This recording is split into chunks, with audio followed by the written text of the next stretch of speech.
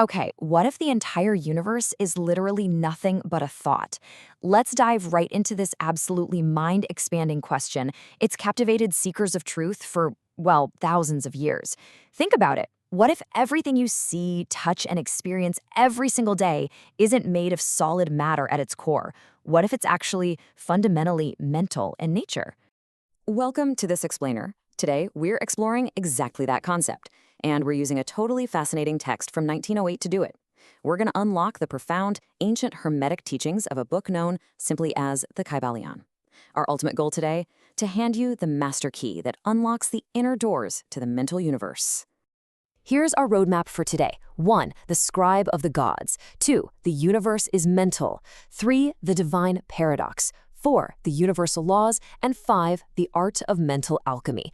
We're moving from the grand cosmic mysteries straight down to a highly practical tool for your own mental mastery. Let's get into it. Section 1.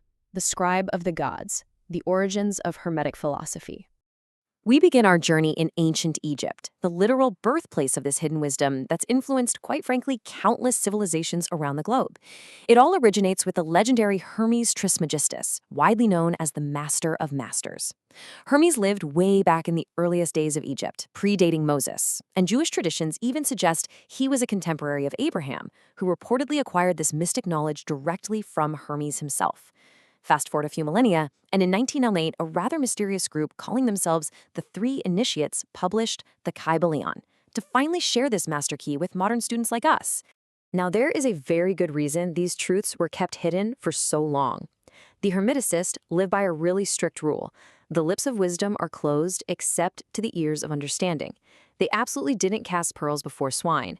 Instead, this wisdom was passed strictly from lip to ear, and only among the very few who were truly ready to receive and comprehend it. Moving on to Section 2. The universe is mental. Unlocking the cosmic mystery. Okay, so here is the massive conceptual bomb at the heart of this entire philosophy. If you just look at the constantly changing world around you, things being born, growing, and then dying, reason tells us there just has to be some underlying, unchanging power behind it all. The Hermeticists simply call this the all. So the absolutely crucial point here is that behind all the changing matter and forces we see every day, there's an unknowable, infinite reality. It's not just some blind physical energy, it is an infinite, living mind or spirit. But here's the catch. Because the all is truly infinite, there's literally nothing outside of it to create a universe from, and it can't just divide itself into pieces, because it's completely whole and immutable. So how does it create? Well, it creates mentally. To really grasp this, think of the artist metaphor. Just as Shakespeare created characters like Hamlet entirely within his own mind, giving them life and spirit without actually losing any part of himself, the all generates the entire universe within its infinite mind. The universe, and everything in it, is quite literally a thought in the mind of the all. Section 3. The Divine Paradox, Navigating Reality. Now, before you assume life is just some fantasy and step out into moving traffic, we have to understand the two poles of truth here. From the absolute perspective of the all, yes, the universe is akin to a dream or an illusion. But from our relative perspective, as finite mortal minds, the universe is very, very real. The laws of nature are still iron laws to us. This paradox basically reassures us that while the universe might be an illusion from the absolute highest viewpoint, it's entirely real to our mortal faculties. Meaning, you still absolutely need to look both ways before crossing the street. You have to use the laws of the universe to your advantage rather than just ignoring them. Which brings us to Section 4, the universal laws, the mechanics of the universe. So if the universe is mental, how does it actually function? Well, the Kybalion outlines 7 Hermetic Principles. Let's look at 3 of the biggest ones, starting with the famous Principle of Correspondence. As above, so below. As below, so above. This axiom teaches us that there's always a harmony, agreement, and correspondence between the different planes of existence. The exact same laws apply across all levels, simply because they all emanate from the exact same infinite mind. By understanding this correspondence, we can logically map out the universe into 3 great planes: the great physical plane, the great mental plane, and the great spiritual plane. Because as above, so below, if we ever want to understand the really profound mysteries of the great spiritual plane, we can just observe the laws operating right here on the physical or mental planes. Basically, the known helps us decipher the unknown. It's like a giant puzzle where the pieces all mirror each other. Next up is the principle of vibration. Nothing rests, everything moves, everything vibrates.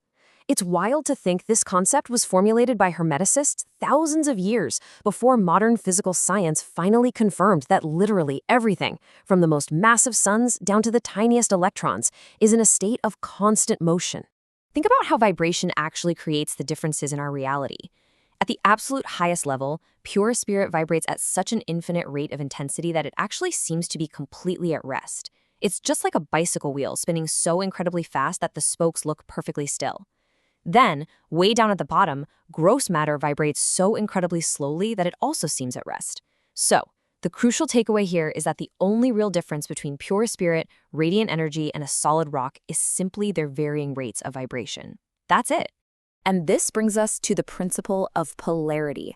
This principle elegantly solves some of the absolute greatest paradoxes of human experience by explaining a simple truth. Absolutely everything in the manifested universe has two sides, or a pair of opposites. Everything is dual.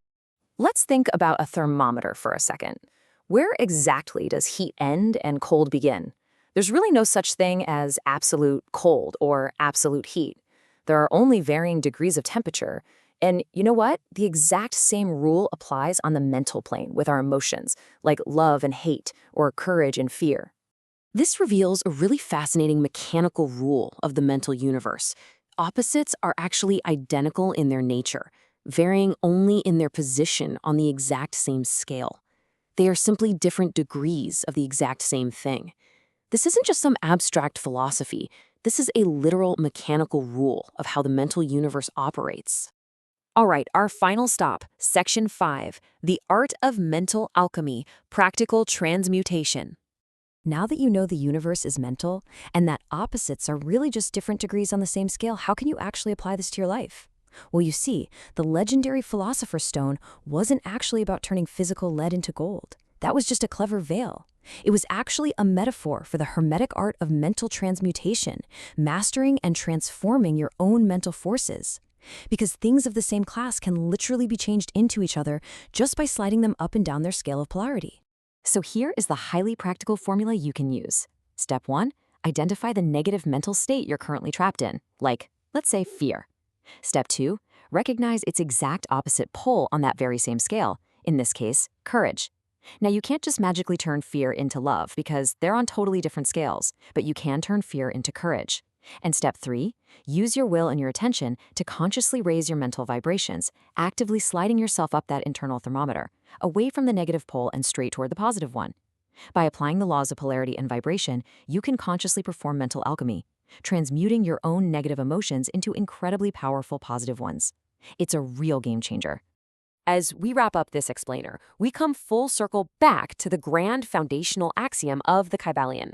The all is mind, the universe is mental. Every single thing you experience, including your own emotional states, is part of this grand cosmic mental creation. So I want to leave you with this ultimate truth to ponder today.